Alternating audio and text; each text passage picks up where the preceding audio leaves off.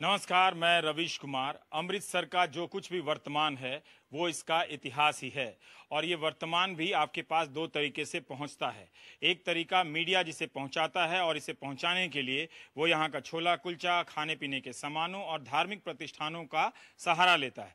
दूसरा वर्तमान वो है जिससे यहाँ के लोग रोजाना गुजरते हैं, मगर उसकी कोई छवि अमृतसर की छवि नहीं बन पाती है। हम चुनाव के सिलसिले में शहर को देखने और समझने आए हैं, ना कि नेताओं के पीछे भागने के लिए। वो इसलिए भी कि ये जानना बहुत जरूरी है कि जिस शहर के बारे में इतनी बातें हो रही हैं, जहां अमृतसर की प्रतिष्ठा को दो राजनीतिक दल के सिर्फ दो नेताओं तक सीमित कर दिया गया है, वो अमृतसर क्या है, उसकी पुरानी बस्तियां किस तरह से बदल रही हैं, उसके नए इलाके किस तरह से बन रहे हैं और उसके कॉलेज में, उसके संस्थानों में जो नौजवान पल बढ़ रहे हैं वो किस तरह की कल्पना करते हैं अपने अमृतसर के बारे में। इसीलिए हमने सोचा कि आज हम आपको यहाँ के लोगों से मिलवाते हैं, यहाँ के घरों में झांक कर देखते हैं कि वो पुराने घर कैसे रहे हैं, यहाँ की गलियों में चलकर देखते हैं और साथ ही साथ उन तस्वीरों को जरा सा उसके हल्के हल्के कतरे में पेश करने की कोशिश करेंगे, जिससे आप ये समझ पाएंगे कि ये एक अमृतसर है। जितना होना था वो नहीं हुआ, जो हो सकता था उससे भी ज़्यादा हो सकता था। और इन सब के बीच राजनीतिक बहस की खबरें, दो नेताओं के नाम तो आप अखबारों में कल पढ़ ही लीजिएगा।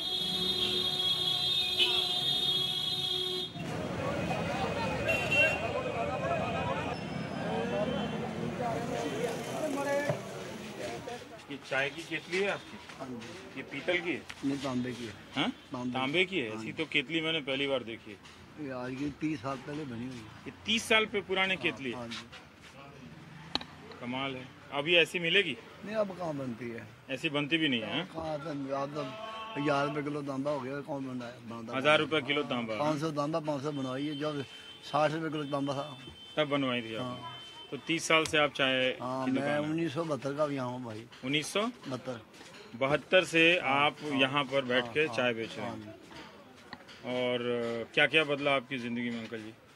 बड़ा कुछ आया, बहुत देखा, बहुत कुछ बदला है। सस्ता जमाना था, पैसे की कदर थी, अब वैसी की कदर नहीं है। और क्या है? और आपने इस चाय की दुकान से क्या क्या किया अपने जीवन में? मकान खूब बनाया? मकान बनाया अपना, बच्चे पढ़ लिखे हैं, अपनी नौकरी सरकारी कर रहे हैं। एक सीए है, एक डॉक्टर है, एक अपना काम करता है। अच्छा, एक डॉक्टर भी हैं? हाँ। कहाँ पे डॉक्टर है? वो मकेरिया में है, रैगी संयोग एक्यूप्रेशर का। हाँ? मकेरिया में है, मकेरिया। हाँ। अच्छा, किस चीज के डॉक्टर हैं? वो रैगी संयोग एक्यूप्रेशर का। रैगी संयोग एक्यूप्रेशर का। अच्छा। हाँ, उसके डॉक्टर है। का नाम? आपका दिलबाग सिंह। दिलबाग सिंह है? हाँ जी। पर ये केतली देख के तो मेरा भी दिल बाग हो गया।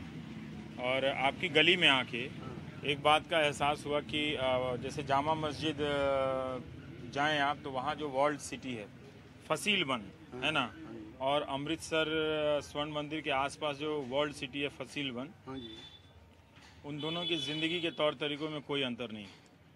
देखो, हमने अमृतसर शहर को देखा नहीं, हमको अमृतसर के अलावा कुछ देखा ही नहीं। हम 1959 में अमृतसर आए थे। हाँ। हिमाचल से। हाँ। जब गए यहीं है। कहीं बाहर नहीं गए? नहीं, बाहर कोई नहीं गया। चंडीगढ़ भी नहीं गए? ना, चंडीगढ़ के बाद शादी को गया था। दिल्ली नहीं गए? नहीं, दिल्ली नहीं गए। कसम से? ना, बिल्कुल नहीं गए। ये जलंधर भी नहीं गए? ना, जलंधर गांव का भी जाते हैं, रास्ते में जलंधर आता है। अच्छा। हाँ, बाकी कोई नहीं। पटना नहीं गए? ना, कहीं नहीं। जलंधर गए, चंडीगढ़ गए, अमृतसर के बाद कोई 32 साल में? सुबह 6 बजे आते हैं, रात को 8 बजे चले जाते हैं। केतली अपने तांबे की केतली की तरह यही है? कहीं नहीं गए? नहीं, हम नहीं गए। अंकल जी, आपने देखा नहीं आपका हिंदुस्तान कितना बदल गया? मैं बदला, ठीक है, बदला, अखबार में पढ़ के बदला है। बाकी हमने अखबार पढ़ते हैं? अखबार पढ़ने से बदला। फेसबुक, ट्विटर नहीं, कुछ नहीं। बाकी कोई अखबार की सुर्खी पढ़ते हैं बस, और कोई नहीं। सुर्खियाँ पढ़ते हैं बस, मोटा बड़ा अपने काम। दिलबाग सिंह जी, आपने मुझे हैरान कर दिया। आपने सच बात बताई कि आप 32 साल से अमृतसर के बाहर नहीं गए? नहीं गए, सिर्फ 2 दफा गए। चंडीगढ़ 12 साल का यहाँ आया था, 53 साल यहाँ हो गए, 54 साल हमको। 60 साल हमारी उम्र है। कितना है? 60 साल। 67। 12 साल की उम्र में दिलबाग सिंह जी आए थे। हाँ जी। और आपको फिर पता नहीं है कि दिल्ली कितनी बड़ी हो गई, बॉम्बे कितना बड़ा हो गया? अखबार में पढ़ा है कि जितना पंजाब है दिल्ली है, बाकी हमको नहीं मालूम कि गए। अच्छा।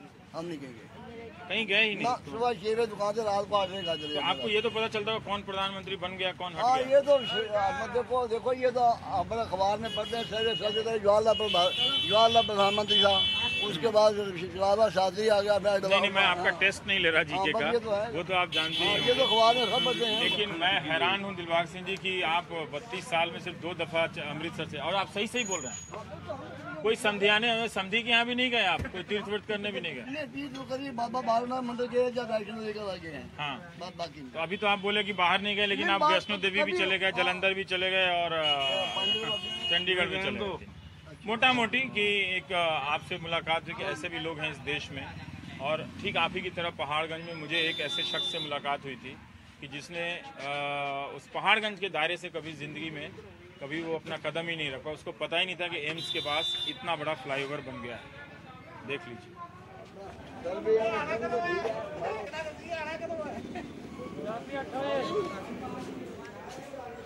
ये देखिए मोहम्मद साहब, गलियों में जगह नहीं है तो लोगों ने आसमान को जोड़ लिया है। देखा आपने? ऐसे अपार्टमेंट सिस्टम में होता था, पर यहाँ ने अपना एक नया सिस्टम निकाल लिया। उसके ऊपर भी छतों के बीच में एक रास्ता बना लिया और नीचे पार्किंग। हमारा शहर, अगर नरेंद्र मोदी मुझसे मिलते तो मैं उनसे ये सवाल ज़रूर करता। वो कहते हैं ना कि वो चाय बेचते हैं, बेचा था उन्होंने, तो मैं पूछता कि क्या उनको ये पता है कि केतलियाँ कई दुकानों पर 30 साल से वही की वही और वो नहीं बदली।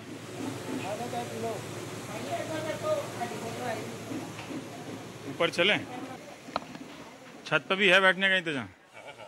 चलिए, ले चलिए। पहले पानी तो पी। नहीं, पानी पी लेंगे, पानी तो पी के आ ही रहे। आइए मोहम्मद से। ये क्या अलमारी है? अलमारी। अच्छा, 1942। अच्छा। ये देखिए, हम आपको एक ऐसे घर में ले आए हैं जहां 1942 की ये अलमारी बनी हुई है। ये दरवाज़ा है। हाँ जी, हाँ जी। ये दरवाज़ा है, इस पर लिखा है 1942 भारत छोड़ो आंदोलन। जिस वक्त चल रहा था उस वक्त एक शख्स अपने घर के दरवाजे बनवा रहा था। हाँ, है ना? बिल्कुल। हाँ, और ये पतली सीढ़ियाँ हैं। हाँ, आइए। लकड़ी की सीढ़ियाँ हैं। हाँ जी, हाँ जी।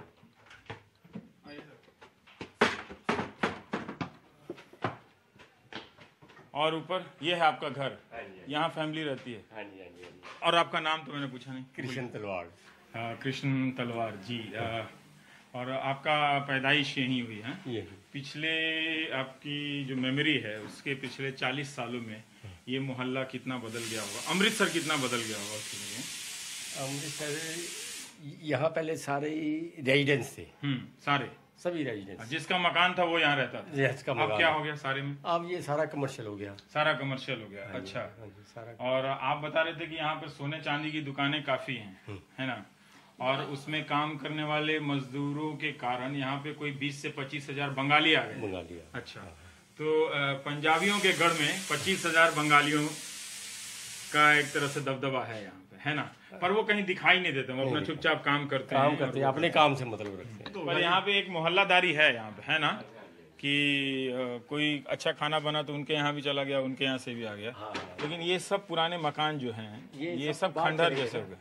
हाँ? ये बाहर चले गए। बाहर चले गए। बाहर चले गए। ये बिल्डिंग सेल हो गई है। बिल्डिंग कई सेल कर गए हैं। तो कोई आएगा तो इनको गिराकर हाँ, नया बनाएगा। नया बनाएगा। तो इस तरह से पुराने में भी नया बनता चला जाता है। फिर एक दिन ये भी पुराना हो जाएगा, 100 साल का हो जाएगा। और भी हम आपके छत पे जाना चाहते हैं।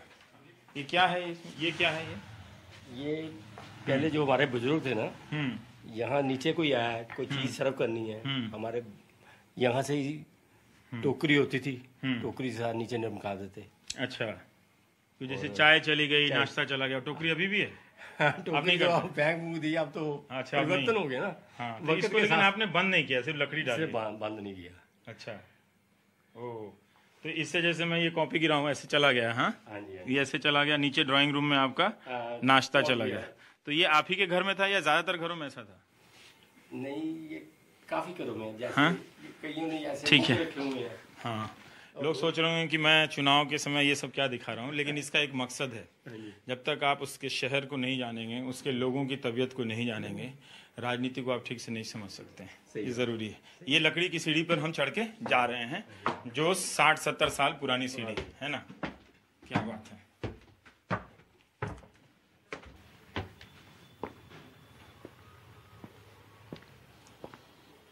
इधर भी सीढ़ी है। ये क्या था? पहले पहले पुराने बाथरूम ऐसे होते थे अच्छा टेरेस पे। अब ओ। ये जो जी परिवर्तन होता है अच्छा, बाथरूम पहले टेरेस पे हुआ करते थे, ऊपर छत पे। हाँ छत। हाँ, आजकल देखिए अब आजकल तो हर फ्लोर पे टॉयलेट होता है, हर होना कमरे भी में। चाहिए। और सफाई का उदाहरण भी चलता हाँ है। जी हाँ जी।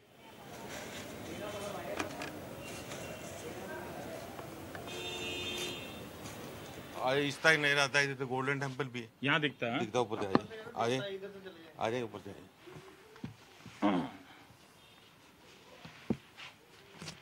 शाबाश। क्या पियेंगे?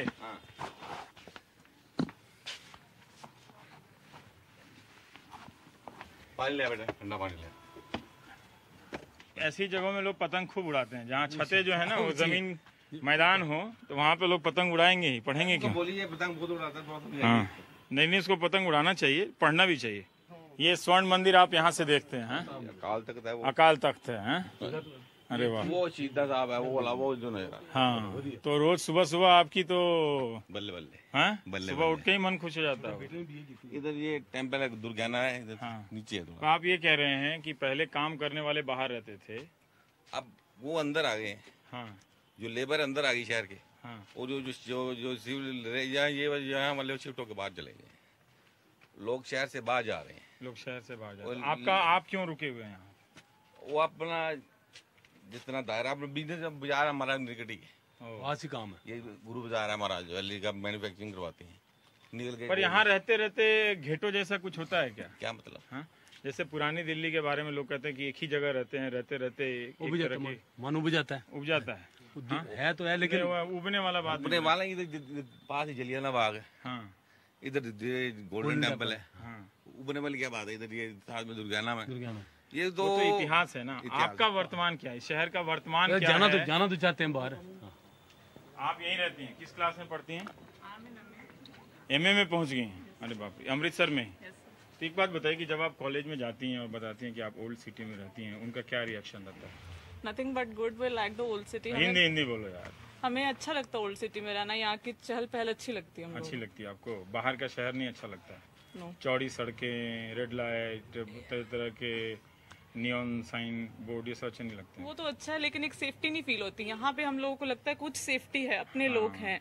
बाहर साइड हम अपने कॉलेज आते हैं, मैं गवर्नमेंट कॉलेज में स्टडी करती हूँ, वहाँ पे जाते हुए भी डर लगता है हम लोगों को, बाहर यहाँ से निकल के? क्योंकि उसके सामने पुलिस चौकी है लेकिन फिर भी उस रोड से डर आप लगता कभी पुरानी दिल्ली गई हैं? है। यस सर, गई हूँ, वहाँ और यहाँ में क्या अंतर है? पर मैं बहुत छोटी थी जब गई थी। अच्छा, वो भी इसी तरह की गलियां हैं, वहाँ भी उसी तरह के लोग हैं, है ना? Yes sir. यहाँ पे रह के अभी राजनीति के बारे में आपने कुछ सोचा है क्या? अभी नहीं। नहीं सोचा है? कोई इंटरेस्ट है पॉलिटिकल डिबेट में आपका? कर सकती हूँ अगर चाहूँ तो। हाँ, नहीं ये जो नेता लोग बात कर रहे हैं उसमें आपका अमृतसर है? इतनी तरह की बातें करते हैं? नहीं। नहीं है? क्या होना चाहिए था? यहाँ पे हम लोग, मैं और मेरी बहन लास्ट टाइम लॉरेंस रोड से आ रहे थे, हाँ। तो वहाँ पे प्रकाश सिंह बादल वापस मतलब कि वहाँ से आ रहे थे, हाँ। तो उन्होंने सारे बैरिकेड्स लगा दिए। हमने पूछा शायद कोई बहुत बड़ा कोई सेलिब्रिटी या मिनिस्टर आ रहा है। हाँ। हमें बताया गया कि यहाँ पे, हमने पूछा जबकि कौन आ रहा है, कहते हमारे सीएम साहब आ रहे हैं, इसलिए इतनी सेफ्टी की गई है। तो हमने कहा जब हम लोग आम आदमी निकलता है सड़क पे तो इतनी सेफ्टी क्यों नहीं करते हो? अरे बाप रे, ये क्वेश्चन ये सब इतना टफ क्वेश्चन मत पूछिए, नेता लोग वैसे ही चुनाव लड़ना छोड़ देगा। हमने सवाल नहीं पूछा, हमने कहा कि इतनी सेफ्टी अगर आम आदमी के लिए हो जाए। वो जो लहर पैदा करने के लिए अरबों रुपए खर्च करते हैं ना, उसी में वोट दे दीजिए, उनकी जान बचेगी। नहीं तो जिन लोगों ने पैसे दिए ना उन्होंने गर्दन पकड़ लाएंगे कि तूने वोट नहीं लाए। वो तो है। पर ये सब सवाल आपके लिए अब मैटर करता है ना? ये सर बड़े हो गए हैं, निकलना पड़ता है, पेरेंट्स डरते हैं कि घर से बाहर भेजने से। तो ये सेफ्टी का सवाल है। मेरा मेन मुद्दा आज सेफ्टी का है। मुझे पता है मैं सब कुछ कर सकती हूँ, इतनी हिम्मत इतनी पावर है, लेकिन सेफ्टी के नाम पे हम लोगों को घर में बैठना पड़ जाता है। कोई एक चीज राजनीति में बदलने के लिए आपको मौका दिया जाए तो वो क्या बदलेंगे आप? Women empowerment. वो किस तरह से राजनीति में कैसे बदलेंगे आप? राजनीति में भी औरतों को इतना सम्मान और इतना स्थान नहीं मिलता। अगर आज हमारी देश की इतनी बड़ी नेता जो है सोनिया गांधी, वो भी वहाँ पे बैठी हुई है, लेकिन उनके होते हुए भी दिल्ली में इतने बुरे बुरे हादसे हुए। निर्भया कांड आप सबने देखा होगा, और हम लोग इतना शॉक हुए थे। हमारे कॉलेज में भी बहुत उठा था, हमारे कॉलेज में भी एक मुद्दा उठा था, उसमें भी हम लोगों ने इंटरेस्ट लिया था। हम लोगों के ऊपर अगर मैं आज आपको MP बना दूं तो क्या करेंगे आप? Member of parliament. सबसे पहले तो लेडीज के सेफ्टी के लिए कुछ करना चाहूंगी। सबसे पहले वही चीज मेरे लिए सबसे ज्यादा मैटर करती है, क्योंकि मैं खुद डरती हूँ, तो मुझे भी पता है कि हर लड़की डरती होगी अंदर से।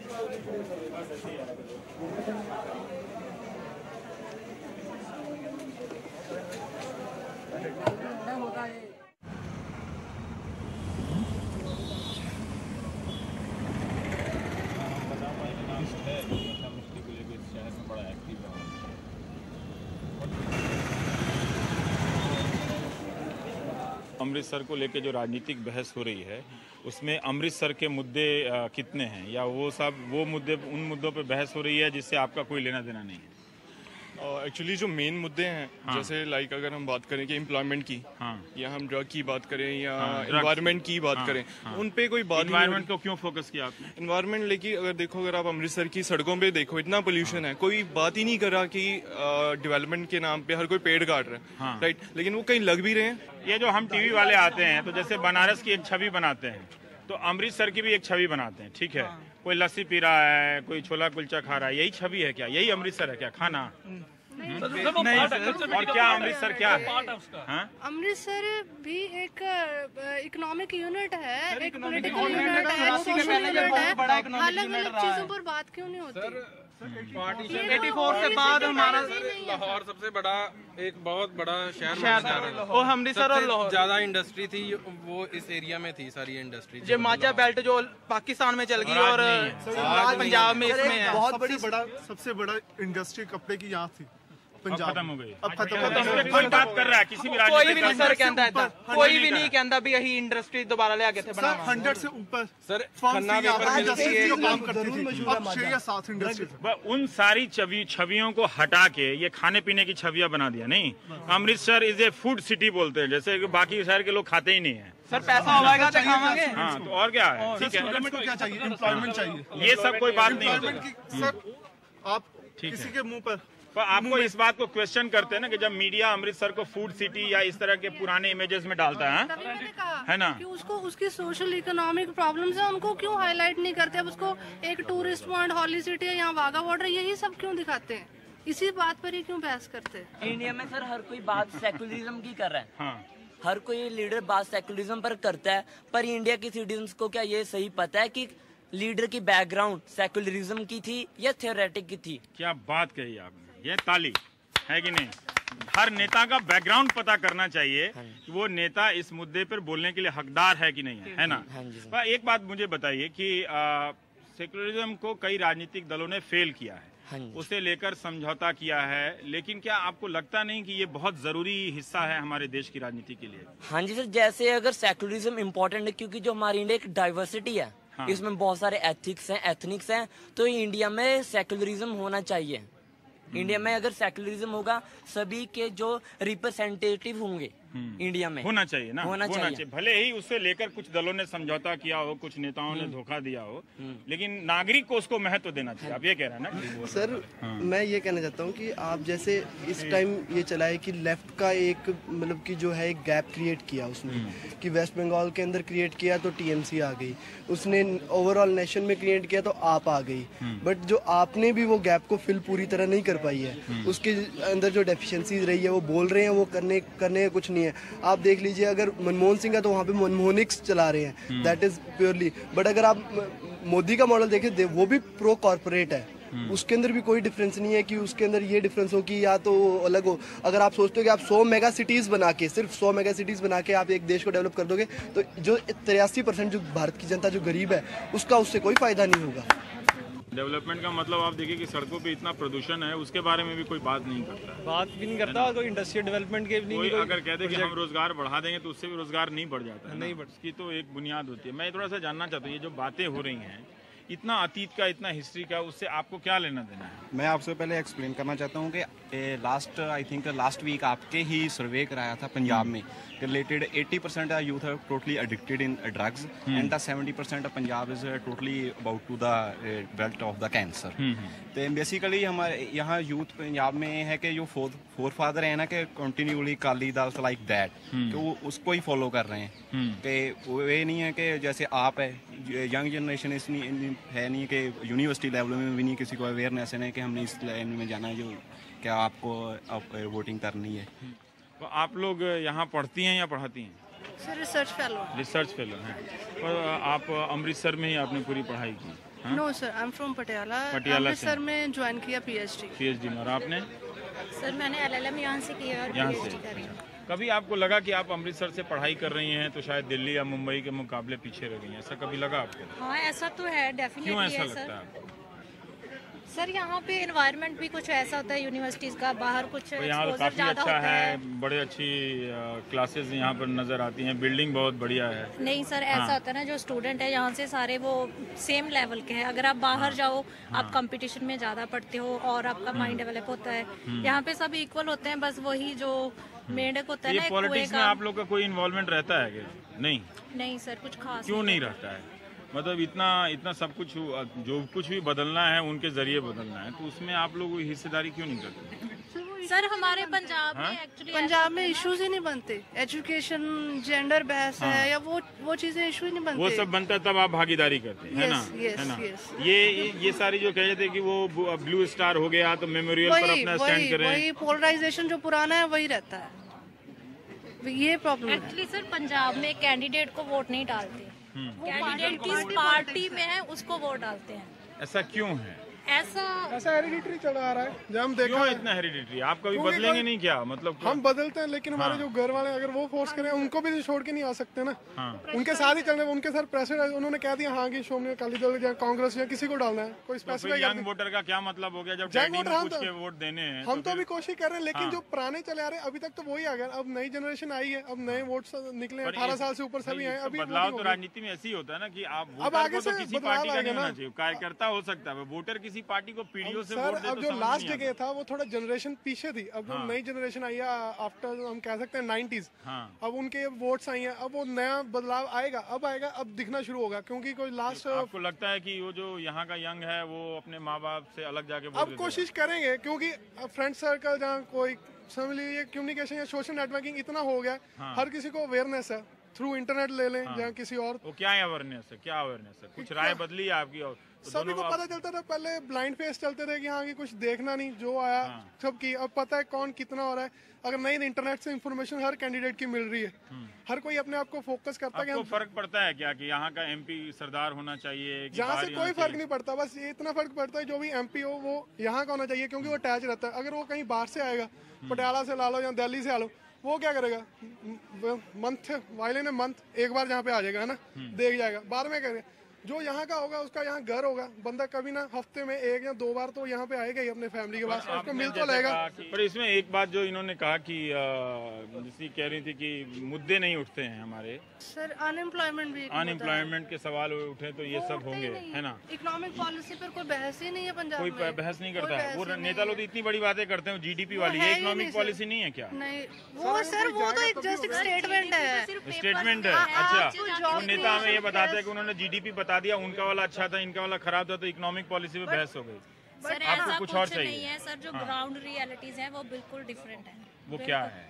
सर जैसे मेरी पीएचडी का टॉपिक है मनरेगा है सर, रोज न्यूज में आता है इतने लोगों को एम्प्लॉयमेंट दे दिया, इतने करोड़ रुपीस हमने इस पे स्पेंड कर दिए। सर मैंने एम्पिरिकल रिसर्च किया है, पंजाब में तो 15 दिन से ज्यादा किसी को काम ही नहीं मिला मनरेगा में पिछले 5 सालों में 15 दिन से ज्यादा किसी भी वर्कर को काम नहीं मिला। आपने अपनी पीएचडी के दौरान जो रिसर्च किया? हाँ जी, ये रिसर्च है मेरी। और सर आज भी जो ये वोट बैंकिंग है और क्या है, अभी कह रहे हैं पहले 100 डेज होगा एम्प्लॉयमेंट, अब 150 डेज कर दिया है। ये तो पेपर की बात है ना, न्यूज में आ गया, ऑफिशियल डाटा ये है सर, सारा वेबसाइट पे फेक डाटा है, ऑफिशियल सोर्सेज पर है, फेक डाटा बिल्कुल। काम तो कोई भी ये है। तो आप जो खबरें छपती हैं और जो जमीन पे हकीकत है, बड़ा बहुत फर्क है ना। इसीलिए मैं भी लोगों को कहता हूँ कि खबरों को थोड़ा दूर से देखना चाहिए, एकदम से उसमें घुस के नहीं देखना चाहिए, और थोड़ा आसपास खुद भी उसका मुआयना करना चाहिए कि वो कितना सही है। अब अमेरिका वगैरह में जब बहस होती है तो वो टीवी पर बैठ के बोलते हैं ना कि हम ये ऐसे करेंगे, ये हमारे तरीके होंगे, हमारे पॉलिटिशियन 12% का ग्रोथ रेट देंगे, पर कैसे देंगे? वो इंक्लूसिव ग्रोथ जो कहते हैं वो होगा कैसे? तो ये सब आप लोग पकड़ रहे होते हैं कि वो जो हम तो सोच रहे थे कि वो रैली करके गए और आप उनके झांसे में आ गए, ऐसा नहीं सर। ऐसा क्यों पढ़ रहे हैं हम? अच्छा, तो आप जो अखबार पढ़ रहे हैं वो कह रही हैं पीएचडी की स्टूडेंट है कि मनरेगा में 15 दिन जो भी आपने रिसर्च किया होगा, कितने ऐसे दिन से ज्यादा है नहीं किसी कहीं नहीं है, तो कितने ऐसे मनरेगा इलाके में आपने काम किया होगा, कितना? सर मैंने पंजाब में ज्योग्राफिकल बेसिस पे किया था, बठिंडा बेल्ट की थी, बठिंडा किया था मालवा बेल्ट से, तरन तारण माझा बेल्ट से, और दुआबा में जलंधर किया था। और कितना सर सारे जगह पे सेम सिचुएशन है, किसी को तो मनरेगा से कोई बदलाव नहीं आया है? कोई बदलाव नहीं है, कोई भी बदलाव नहीं है। सबसे छोटा सरपंच है पंजाब में, all over Punjab. All over Punjab. ये आप सरपंच हैं? जी बिल्कुल। क्या नाम है आप? पंथदीप। पंथदीप। और कहाँ से सरपंच? मैं शीना विलेज से। अच्छा, अमृतसर में? गुरदासपुर जिले से। बेसिकली ना मैं एक बात बोलना चाहूंगा, हम बोलते हैं कि सिस्टम चेंज होना चाहिए, सिस्टम चेंज होना चाहिए, तो मुझे नहीं लगता है कि सिस्टम तब तक चेंज नहीं हो सकता जब तक हम कुछ नहीं करते हैं। देखिए, अगर करप्शन का मैटर लेते हैं तो करप्शन बहुत बढ़ गई है, बढ़ाने वाले तो हम ही हैं। कोई एक छोटा सा काम करना हो, कोई गवर्नमेंट ऑफिस में जाना, कहीं पे भी, तो जब भी कोई करना तो हम ऐसा करते हैं 100-50 देके या 500 देके मेरा काम हो जाए। दीप साहब, आपकी उम्र क्या है? मेरी अभी 23 ईयर्स है। और आप सरपंच कब बन गए? क्योंकि मुझे गांव में सर्वसम्मति से बनाया था। कैसे बना दिया? उन्होंने लगा कि मैं कुछ कर सकता हूँ, तो आपके गाँव ने? मेरे गाँव ने, तो डेट्स उन्होंने मुझे। और आप यहाँ स्टूडेंट हैं? हाँ, जहाँ पे मैं MBE कर रहा हूँ। MBE, masters of business economics. अरे बाप रे बाप। और पंजाब में आप सरपंच है, कौन कहता है कि राजनीति नहीं बदल रही है? ताली बजाइए इनके लिए। Thank you. और जोर से बजाइए, ऐसे ताली बजा रहा हो, लग रहा है कि लस्सी नहीं मिलती है यार, कमाल है। Youngest sarpanch of Punjab state. Youngest, नौजवान है। तो बेसिकली क्या है कि अगर काम करना है तो हम ही ने करना, तो आगे हम ही को आना चाहिए। अगर हम लोग आगे, ये बताइए कि आपको सरपंच किस लिए बनाया? कि आपके खानदान में लोग सरपंच थे? नहीं, ऐसा नहीं है, इसको बनाओ। नहीं, हमारे खानदान में मैं पहला ही हूँ जो सरपंच बना। तो ऐसा है कि मैं पहले भी सोशल वर्क करता था, तो लोगों को लगा हाँ भी कुछ कर सकता है, तो दैट्स व्हाई फिर मैं आगे आया। उनके बोलने पे मैं आगे आया, इसलिए नहीं आया कि मैं पढ़ाई करने के बाद जब सरपंची करने जाते हैं तो किस किस तरह के मसले सामने आते हैं? और मेरे ज्यादा मसले तो आते हैं, जैसे बेसिकली लड़ाइयाँ हो गई, झगड़े होते हैं उनके साथ, जैसे कोई करप्शन होगी, नरेगा में काम नहीं मिलता था मेरे गांव में। अभी मैंने 6 मंथ में 65 डेज पर एक कैंडिडेट को काम दिया, तो वो डिपेंड हम पे करता है। हम लोग क्या करते हैं कि जब भी नरेगा का काम, गवर्नमेंट ने सर्विस तो शुरू की है, लेकिन उसका हम फायदा नहीं देते लोगों को। तो जो नीचे लेवल की पॉलिटिक्स है ना, वो सारे का सारा ही खा जाती है। आपका नाम? पवनदीप है। आप भी दीप है ना? तो 2 दीप है हमारे पास, है ना? है ना? तो 2 दीप हैं। एक दीप का कहना है कि इन्होंने कई जगहों पे मनरेगा पर जो PhD के दौरान जो सैंपल लिया, उससे इनका एक अपना मोटा मोटी औसत है कि 15 दिन से ज्यादा काम नहीं मिला मनरेगा। लेकिन मैं अपने गांव में 65 एक मिनट बताता हूँ, विदिन 6 मंथ। वो ये कह रहे हैं कि अखबार में हम सब छाप देते हैं मनरेगा में ये काम हुआ, GDP इतना हो गया, उतना हो गया। ये इस धारणा को चैलेंज करते हैं कि जमीन पे वो सब दिखता नहीं है। खबर और उसकी हकीकत में बड़ा का फासला होता है, पेड न्यूज नहीं होते हुए भी, है ना? तो ये है। आप कह रहे हैं कि आपने अपने गांव में 65 दिन दिया। जब आप सरपंच बने उससे पहले आपके गांव में मनरेगा में कितने पहले क्या होता था कि मेरे गांव में काम होता था, लेकिन वो सारा ही पेपर वर्क होता था। अच्छा। तो उसका प्रैक्टिकली कुछ भी नहीं था, क्योंकि जितने भी पैसे आते हैं वो जो सरपंच होता था, जहाँ पंचायत होती थी, जहाँ जो लीडर होता था, तो सारा ही वो खा जाता था, लोगों को कुछ नहीं मिलता था। तो आप आए तो खाना बंद कर दिया आपने? नहीं, मैंने खाना बंद तो नहीं किया। आप खा रहे हैं? नहीं, मैंने